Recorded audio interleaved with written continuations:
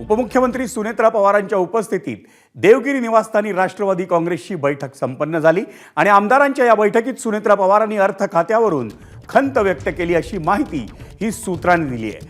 अर्थसंकल्पीय अधिवेशनानंतर 7 दिवसात अर्थ खातं राष्ट्रवादीला पुन्हा देण्याचं आश्वासन होतं, पण अर्थ खात्याबाबत फडणवीसांना म्हणजे मुख्यमंत्री फडणवीसांना सातत्यानं विचारणा करूनही अजूनही निर्णय झालेला नाही असा दावा आमदारांच्या बैठकीत सुनेत्रा पवारांनी केला। एबीपी माझाला सूत्रांनी ही माहिती दिली आहे, त्यामुळे आगामी काळात महायुतीतले वाद आणखी चिघळण्याची शक्यता आहे।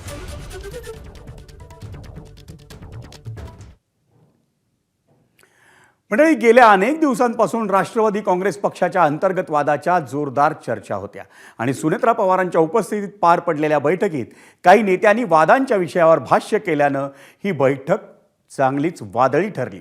सुरुवातीला सुनील तटकरे यांनी त्यांच्यावर सातत्यानं होणाऱ्या टीकांवरून उपस्थित असलेल्या सर्वांनाच सुनावलं।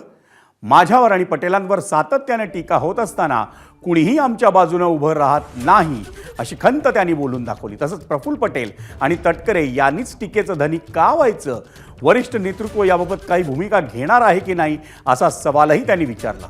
दुसरीकडे मुंबईत उपस्थित असूनही प्रफुल्ल पटेलांनी या बैठकीला दांडी मारल्यानं त्यांच्या नाराजीच्या चर्चा या आणखी रंगू लागल्या। एकला चलोचा नारा दिला, कोणीही काय दिलेलं नाही। काय उगीच अफवा वगैरे काही करू नका।